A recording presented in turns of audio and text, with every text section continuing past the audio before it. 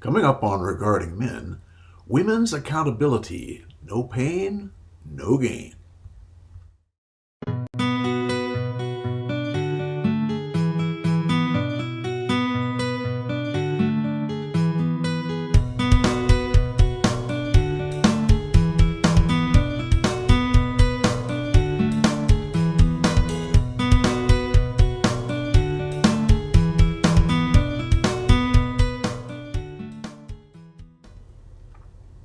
Well, welcome one, welcome all to Regarding Men, where we hold men in high regard and where red pill isolation comes to die. A Yes, it very does. quick, hot, fiery death. And I already know what you guys are thinking. Women's accountability. What accountability? That's what you're asking. And we're going to try to answer that question. And although it's a pretty simple answer, we got a couple of news stories here that sort of reflect, our attitudes about women's accountability in this culture, in this society. And that is to say that we don't value that very much in women. As a matter of fact, we appear to socialize women to eschew accountability. And we give them a free pass for doing it. And in fact, when they are denying their accountability for problems they create for themselves, we rush in like mad fools to try to fix the problem. Amen. Uh, and this is what is happening now in the news. We have a news story involving the women's soccer team. Can we go ahead and get that headline up there? Let's put the headline up there. Now, check this out. And of course, we had to go to Breitbart to get an article that was even close to the truth on this whole story. But the headline reads, Senate Dems threaten to block World Cup funds unless women's soccer team gets equal pay. But you know what? This really should read that the Senate Dems threaten to block World Cup funds unless the women's soccer team gets more pay, because that's ultimately what this is talking about. And so even Breitbart couldn't come out with a 100% honest headline on this. I'll put this out there for discussion. Tom, Janice, what do you guys think of this particular story and how we got here? Because there's a lot of funny details to Oh this. man, funny details indeed. But the whole accountability thing is so strange because it literally is invisible. I mean, you do not see that women are not held accountable. People don't notice it. It's like when you see it, you can't unsee it. But it's very, very sneaky, and it will sneak up on you. Yeah. Indeed. Yeah, and it is remarkable the amount of support for this idea that the U.S. women's soccer team wasn't paid equally. I remember watching clips of the 2019 FIFA World Cup, win by the U.S. women's soccer team, and at the end of it, the whole crowd wasn't that large a crowd, but the crowd was chanting equal pay. Yes. So it was already out there as a major issue. And, it's just startling to see the level of passion and righteous indignation that people feel over something that isn't even true. Yes. Yes. And everyone thinks it's true because the media pumps and pumps and pumps with half-truths or untruths, literally. Yeah. I mean, sure, if exactly. we're going to look at we've done a video on this one before that has more detail, but I think we should go over a little bit about the judge's actual ruling, which does not get publicized. Yeah, it's amazing. Yeah, I mean, this is the it's part of the amazing story to. they don't want to talk about. Right. Go ahead. Yeah. Should we take the first one, Janice? Yeah, sure. Yeah. Mm-hmm. All right. I think that's the first one. You want to read it? Or you Yeah. want me to? So this is Breitbart telling us, while reports of pay discrimination within the U.S. Soccer Federation have been rampant, a far less publicized fact is that the U.S. women's national team is only operating under a different pay structure than the men's side because they're the ones who wanted it that way. And they have outright denied this. But if you read the judge's ruling in their class action lawsuit from last year in the spring of 2020, it makes it pretty clear in explaining his reasoning for rejecting the USWNT's equal pay lawsuit in May of last year. Judge R. Gary Klausner, one of the few honest and brave judges left, Really? pointed out that the women's side had themselves rejected a pay regime that would have put them on the same footing with the men. Let's look at that last paragraph that goes into a little bit more detail about what that actually means. You mean the next one? Yeah, let's look at the next one. All right. So there it is. And this guy, of course, as one would hope a judge would do, actually went through the voluminous documents reflecting the negotiations over the collective agreement that the women's soccer team and the U.S. Federation of Soccer negotiated. And it showed it clearly in black and white that they didn't want what the men had. So here it is. The history of negotiations between the parties demonstrates that the WNT rejected an offer to be paid under the same pay-to-play structure as the men's national team. The women's national team was willing to forego higher bonuses for other benefits, such as greater base compensation and the guarantee of a higher number of contracted players. The summary reads, accordingly, plaintiffs cannot now retroactively deem their collective bargaining agreement worse than the men's national team by reference to what they would have made had they been paid under the men's national team's pay-to-play structure when they themselves rejected such a structure. And really, I would encourage anybody who isn't sure about this issue to actually go and read the judge's full ruling, where he quotes amply from the negotiations. It's a fascinating study in exactly what we're talking about here: women's refusal to take responsibility for their own actions, their enormous entitlement, and possibly even their inability to understand what contracts are and how they work. Yes. I mean, it was really strange to read some of their comments. That's true. Well, because, Janice, yeah. it's a woman's prerogative to change her mind. Yeah, even after the contract. Even after the contract, and to seemingly not understand that when you're coming to an agreement with an employer, that you can't just keep on asking for more things, demand exactly what the men's team has, but all this additional stuff, and call that equal pay. Like, it's, for anybody who doesn't know, I mean, probably most of our listeners do know, but the men's team had a contract that it made it very risky for them. Right. It meant that if the male players weren't on the roster for a particular game or series of games, they didn't get paid at all, as far as I know. It meant that really most of the pay was tied to bonuses in relation to wins. Exactly. And that was it. They didn't win, they didn't do well at all. The women's team didn't want that. They wanted the bonuses for wins, but they wanted a guaranteed base salary, meaning that even if women players didn't play at all, they still got paid for the games. They wanted injury insurance, so that if you were off with injuries, you still got paid. They wanted maternity benefits, so that you got paid if you got pregnant and had a child.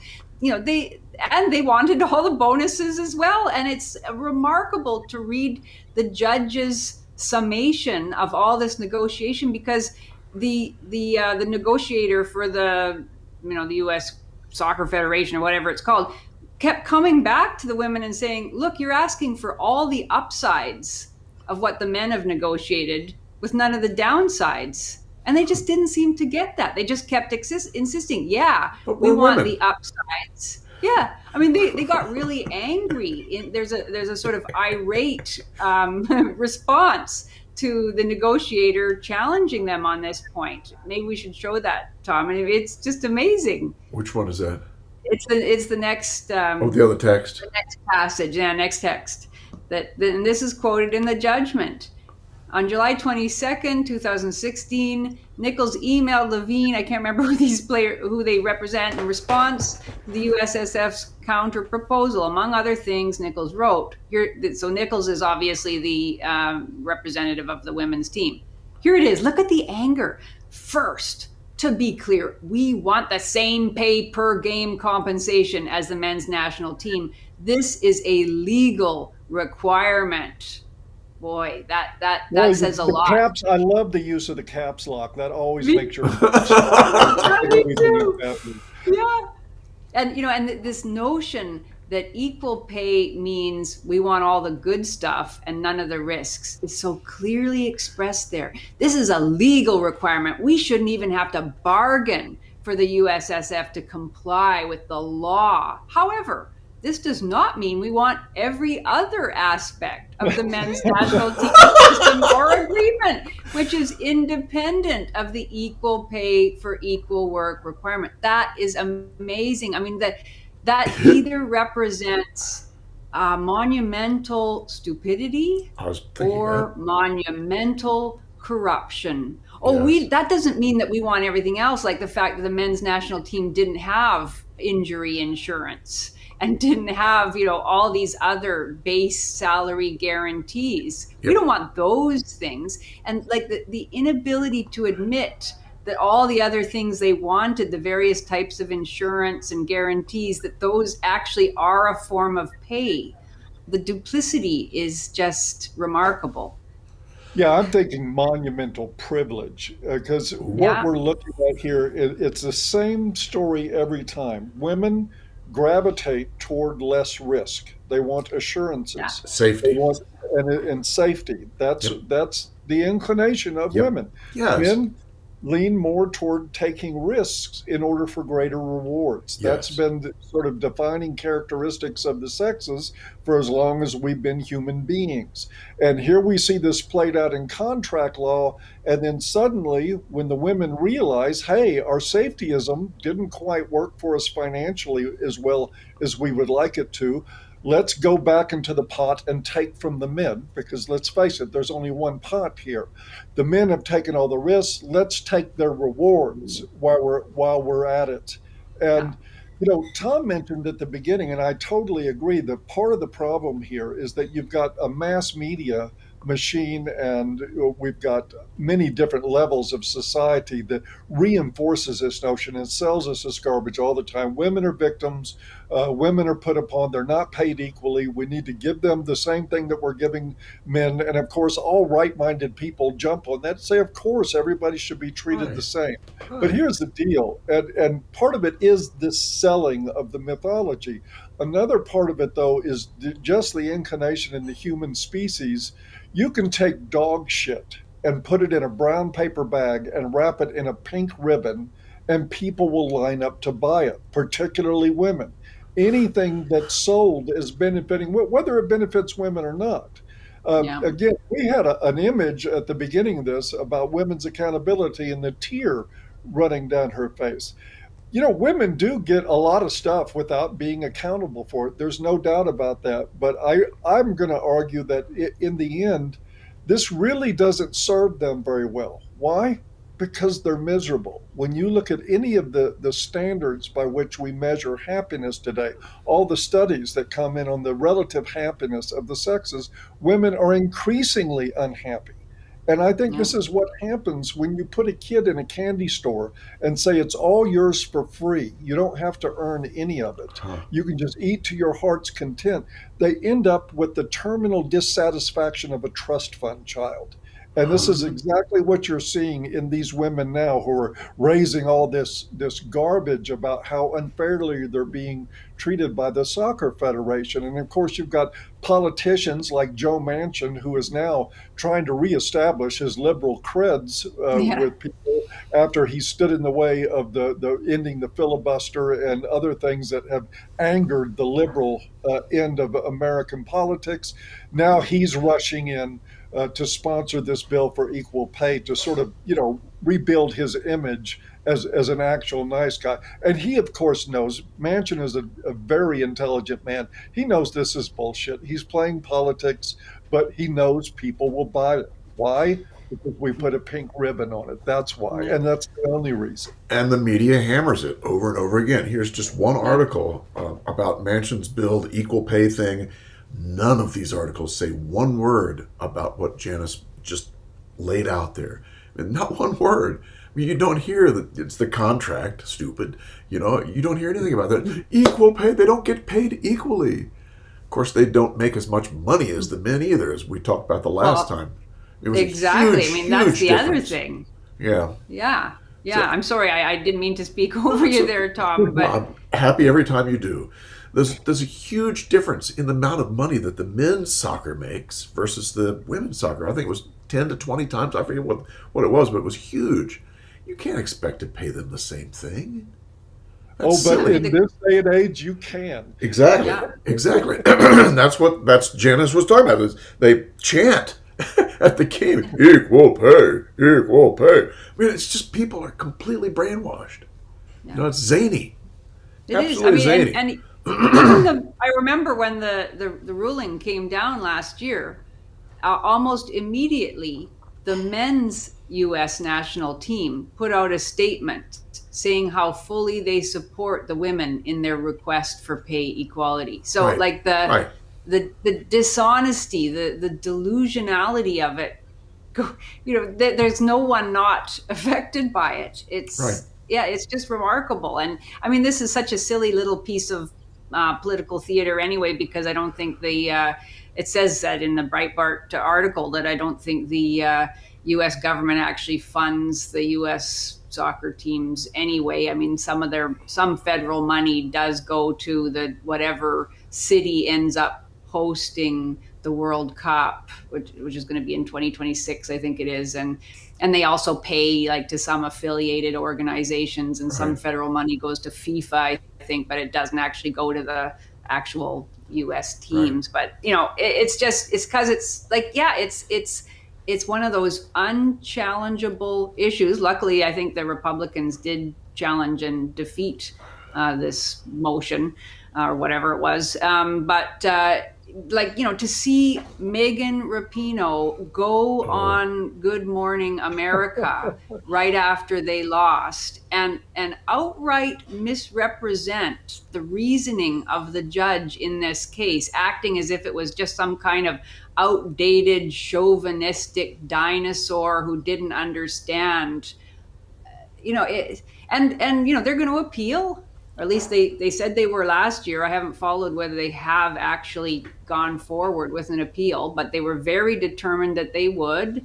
And my sense at the time was that they might well be successful. They might get a judge who's going to see things their way and is going to decide to make history. Yep. Exactly. Who wouldn't want to be the judge that stands up as the champion for pay equality? I mean, I'm just amazed that Gary Klausner, the judge who rejected the class action lawsuit, I'm amazed that really he had the guts to do it, because it must have been a difficult choice.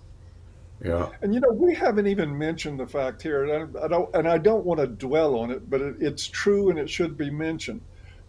When you look at the level of play between men's and women's teams, you're talking about professionals versus rank amateurs comparatively. Yeah. I think it was the women's team played a bunch of 15-year-old boys and got slaughtered by them, absolutely slaughtered by a bunch of kids. Yeah. And they're out there saying right now, I want to be paid the same as a professional male player who draws in all these large audiences and crowds and generates all this revenue, even though I can't even beat a teenage boy at this sport. Yeah. I mean, it's just, come on. You got to pay people based on how much money they make. I mean, we paid professional baseball players a lot of money. And if you go to the minor leagues, they don't make that much. Why? Because they don't pull crowds in. It's the same thing. It's the same thing. I never had an employer ever pay me more than I generated. It just doesn't happen. But that's what we're talking about here. The women are wanting to be paid more than they actually create. And that isn't equal pay. That's stealing. Yes, and then they damsel on national TV. And like Janice was saying, some judge is going to come in and save the day. And I wouldn't be Oh, surprised if she's right. I think I she has know, a I point know. that, It's that there's, sad. you get this to the average judge would say, "Don't you worry, fair maiden. I will handle these brutes for you." That would be the message getting from most judges. This guy does deserve an award just for sheer balls Yes. Yeah. in And in telling the applying the truth. rule. He's Yeah, telling the truth, you know? It's Yeah. like, wow, good for him. Yeah. Good for him. But Yeah. whether future judges will feel that way, I I know. really do have my doubts because it is just amazing to see them spreading misinformation and not being challenged by any interviewers. I bet Megan Rapinoe has never talked about this issue with somebody who had actually read the judgment and pressed her on the particular issues. I've certainly never seen one. She'd probably walk off the set, or maybe that's a condition of her having an interview, that it has to be a softball kind of thing where the interviewer simply lobs her a few very, very pleasant little questions about how awful it was to see the judge's ruling, how mystifying. I read all sorts of articles saying it was a mystifying ruling. I mean, yeah, it's yeah, Yeah. Well, she doesn't have to worry because the media doesn't know. They didn't read the ruling. no, they don't and they read don't that want stuff. to. No, Exactly. yeah, Exactly. They So she's yeah. going to absolutely get don't. softball questions. There's no doubt about it. I don't even think she has to set that as a precondition for interviewing. I think when she goes to the typical news outlet, she can expect, and of course, she wouldn't accept, I'm sure, an interview from outfits like Breitbart. I doubt she No, would even do Fox News. But you know what? She could go on Fox News and they would ask the same softball you question. Exactly. probably you Exactly. probably would. Yeah, I mean, what yeah. media firm is going to go against equal pay? You No, know, exactly. none of Yeah, them. None yeah. of them. Because even on the conservative side of things, that softness toward the women who damsel is pretty uniform across the board, which maybe is our segue into the next little item, because it was interesting to see Stephen Crowder kind of taking this on in a way that somewhat surprised me. I mean, not entirely. Yes. He's not completely out of character here. I see Crowder, not that I listen to him all the time, but I like him very much. I find him really funny and, really incredibly smart, and does very serious research for the reports that he presents. And he's a good guy. But like a lot of guys on the right, like Ben Shapiro as well, and others, he's a real gentleman in that sense. He's a chivalric sort of dude, and he often comes to women's defense, and Yes. that's his sort of blue pill kind of perspective on women's issues. He's anti-feminist, but in a very particular kind of gentlemanly way. And Oh but yeah, here, they're anti-feminist as long as we can kiss women's ass. well, yeah, there's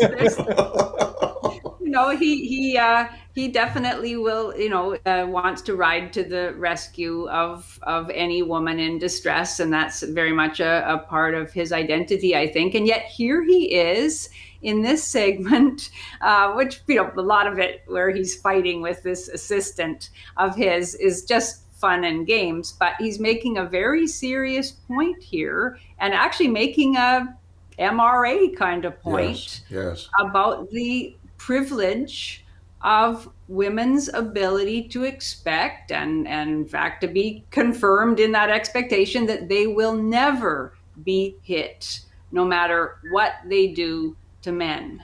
And I thought it was pretty interesting that he took it on in very uncompromising terms. He starts off in the clip talking about like people in Antifa and BLM and their sense of entitlement, that they can basically do anything. They can wake people up in the middle of the night and demand that they turn over their homes, or they can, commit all sorts of kinds of violence. But because they have redefined violence so conveniently, so that violence is anybody disagreeing with them, basically, anybody who doesn't want to pay reparations, anybody who doesn't want to confess their white privilege, anybody who doesn't want to kneel with Black Lives Matter, or whatever it happens to be, all of that has been redefined as violence. So their own violent actions then are redefined as self-defense, and therefore acceptable forms of violence. He was talking about that first, but then he segued into what he sees as this alarming trend for women to be violent. Sometimes he was giving as an example a woman who had attacked an older woman. She was a postal delivery worker, I think, who Amazon sorry, delivery. an Amazon. That's right. So, thanks. Yeah, and she just attacked this somewhat older woman. They had some kind of disagreement about a package not arriving, and she went after her and broke her nose and cut her face, punching her. And but then he makes the point that it isn't just women attacking other women, but that women are attacking men more and more. Yes. And that they're doing it because they believe they are not going to be hit back, and that this is a really quite astounding trend that we're seeing now. It is. It is. Although, why don't we run some of that clip, Tom? Let's run the clip. Right? Women don't understand the threat of violence that men live under and what that violence feels like. And it's something that if you don't understand that you will be met with the full brunt of violence from a male, then you feel as though you can take these shots consequence-free. And so we see this now. Of course, you've seen Black Lives Matter and Antifa, but I want you to see what's been going on quite a bit in our cities with women assaulting, like we just saw, older women, older Asian men, and men, because they know that they can do it consequence-free. Man, get up. You're assaulting me, man. I'm assaulting you. I'm assaulting you. And if that's spirit, you don't get your money back. No. Levy's like, I don't know you like that, man. Oh, my fries. Well, that's not a very happy meal. That's a man, she's on the floor, unconscious. Yep, that's a man, she's on the floor. She's only doing it because there's no accountability. And she just beat me up because I don't want to be with her anymore. I just called the police on this. This guy got stabbed. And she outside right now. She just cut me, punched me in my nose. But you know what? I'm still a man. I ain't no punk ass man because I ain't hit her back. Thanks for making it YouTube friendly. Lip, she bust my nose and she cut me and shit with this Ooh. Yeah. Yeah, that's sad. I'm a man because I wouldn't hit her back. Mm-hmm. Yeah. That's how he's defining himself, And that's he said it doesn't make him weak because he didn't hit her back, but it did make him stabbed. Yes. This is, and I think this is the one point of contention I had with Crowder's bit on this, which I thought was otherwise really, really good. But he stops, Crowder, in the midst of this whole routine, he stops and says real out loud and definitively to the camera about hitting back, don't do it. Right. Mm-hmm. And I don't know if he's saying that because if you do hit back, you're going to be the one in handcuffs, or because if you hit back, you might hurt a woman who's trying to stab you. And I suspect it's probably the latter. I was thinking the same My thing. guess is that he is saying, whatever you do, don't do this because you might harm the person who's trying to assault or kill you, which I think is absolutely a short circuit in the brain on thinking with this. I mean, I don't make any bones about it. I know one of the articles I wrote, with over 1 million views on A Voice for Men, was the response to the Jezebel piece about violence against women committing violence against men, and they were bragging about their lack of accountability. It was a very they could punch him in the face, throw his laptop across the room, beat him over the head, break his glasses, and they bragged about all those kinds of behaviors. And I reversed the genders and wrote an article about it, and the world went crazy about it. Even the idea of defending yourself physically against a woman is somehow socially repugnant.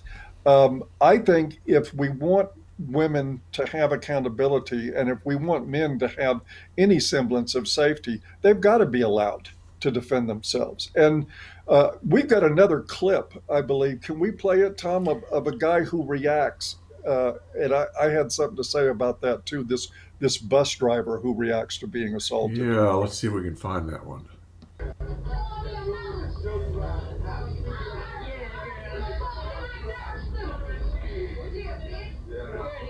You and your bitch. I'll bring my daughter up here and whoop your. I'll bring my granddaughter up here. Okay, well, bring your man up here, bitch, and I'll be her ass too. Nigga, our dog got home.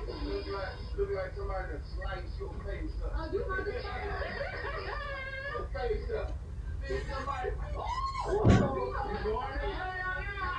You going to jail? You going to jail?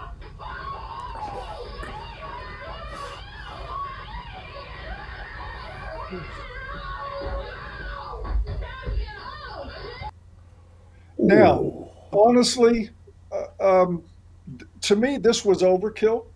But here's the problem with that. I mean, again, I think the response was physically disproportionate and dangerous. But the thing is, when you assault somebody, when you assault a man, you can't count on him keeping his total right mind about him in that moment. You just can't. Again, I don't think he should have hit her that hard.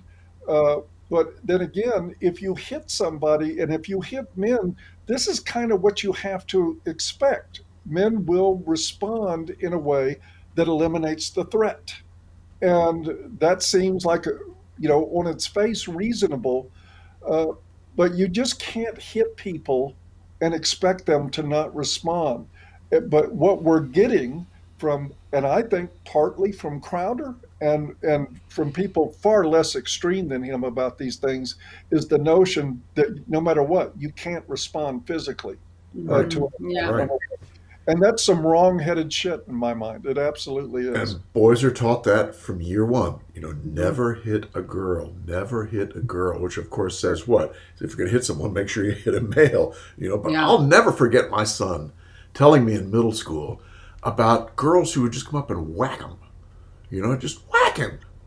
He's like, what the hell's going on with this? And he learned how to handle it.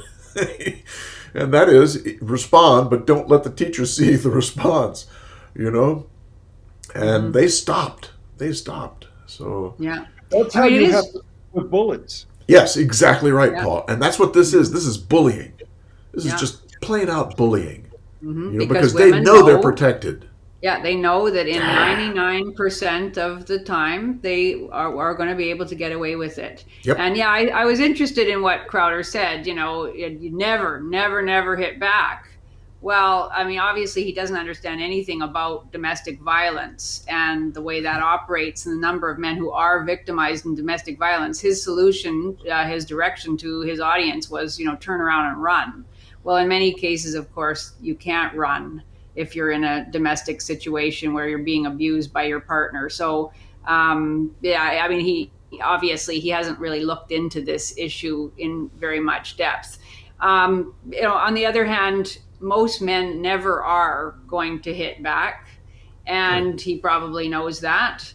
And in many cases, as you've already pointed out, Paul, if the man does hit back, he's the one that's going to end up being arrested and going to prison, or he's going to be killed by some other man, if it's in public, or if the woman goes and tells her brother or father or whatever it happens to be, he's going to be attacked by a bat. As we saw with the false allegation of a university girl some time ago, her father went and hammered on the guy who was falsely accused with a baseball bat. So it is an intractable problem in that way. Women are going to continue to think that they're justified because they're the innocent victims of patriarchal tyranny. So they're justified in punching men, and men are going to feel that they absolutely can't respond in any way because everything in their upbringing and their very being is telling them that they must not. But certainly I like the fact that Crowder named this as a form of female privilege. Yes. And essentially said it should be called out as an unwarranted form of privilege. If we're going to use that, that ridiculous language, it clearly is. And he spoke of the fact that what men experience as men is the knowledge that they can be physically attacked at any time. Most men have been at some point in their lives, if not on multiple occasions. And that is the difference. That's what patriarchal tyranny actually looks like. in North America and most of the West is the experience of men being attacked and women's immunity largely from it. And we have to start teaching women from the time they're very young that they should not be violent. And we have to start really calling out women's violence for the repugnant thing that it is and punishing them for it when they're violent. The other thing that's really noticeable about all those cases that we watched is the lack of response in most of the cases from audience, from bystanders. They aren't rushing in to protect the man. Think it's funny. They think it's funny. A lot of them are, whoa, like this is going to be good. Get out the popcorn. In some cases, like the case in the McDonald's or whatever fast food restaurant that is, the guy is huge. I mean, he's much larger than the woman, and she isn't really able to harm him. But that doesn't matter. It's a humiliating, horrific experience for that man. And she should be hauled away by bystanders. And it should be made clear to her from the very first hit that that's completely unacceptable. I don't expect we're going to see that kind of response from people anytime soon. Right. That's the kind of gynocentric society that we live in. And it is outrageous. And I'm at least encouraged that somebody like Crowder is naming it and calling it out. He then turns it into a funny skit where he gets his assistant to put on body armor and first to attempt to punch him, and then he punches her at various levels of force, and she asks him to quit at 50%. And so he is making the point about the very different kinds of gendered experiences, to use the feminist lingo, that men and women have in our society around violence, and how that disempowers men in all sorts of ways, and the reality of female privilege. So I was happy to at least see him raising it in the way he did, and in fairly uncompromising terms, talking about the damage that women are doing to themselves as supposed moral agents, the damage they're doing to other women, the uptick in violence between women, and the total unacceptability of women's attacks on men. And I think it's really also important to point out just what kind of character deficiency you have to have when your sole reason for assaulting someone is because you know that society prohibits them from defending themselves. You know you can just do anything you want. And for people who will go ahead and do that and rationalize that way, I can do this, I can beat him up, because that is the lowest. If he had put an open hand solidly across her face, I would have applauded it. But this, to me, is the lowest form of character in somebody. People who like beat up on children or beat up on people who can't defend themselves, people in wheelchairs, people with handicaps, or the elderly. It's this, and those things get special penalties under our law. Why? Because it's particularly heinous that you beat up on somebody who cannot defend themselves. And this is exactly what we're seeing in this stuff. It's awful. Yeah. That's a really good point. Yeah, that's a very good point. That's a really good point. So, I mean, calling out women's violence, I can't think of anything more important to do, actually. I mean, it's a real scourge, and it is getting worse because women are not taught. I certainly wasn't taught, and now it's even worse in that not only are women not taught not to be violent, they're in all sorts of ways encouraged, as we've just said, to be violent. And the impact that is having on women's moral character overall, the impact on children, because you think those violent women are not taking it out on their children as well as on the men in their lives and other women that they encounter. Of course they are. This is a societal disaster that we have turned our eyes away from for decades. And so it's nice to see a kind of blue pill guy like Steven Crowder making it making a big case out of it. And I hope more conservative men will do so. He's getting a little purple. Yeah, Get a little bit. Well, one good thing we know is that, once you go red, you don't go back to blue. It doesn't happen that way. You can go from blue to red, but not from red to blue. So the more purple he gets, probably the more truth we're going to start seeing from him. I think if this guy's on the right path, and I think he is, he'll look back one of these days and say, why did I even say never defend yourself? Right. I'm sure Crowder would not raise his son to be a punching bag.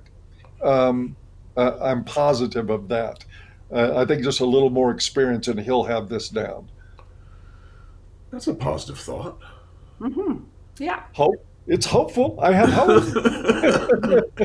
So on that up note, should we end? I was thinking that very thing.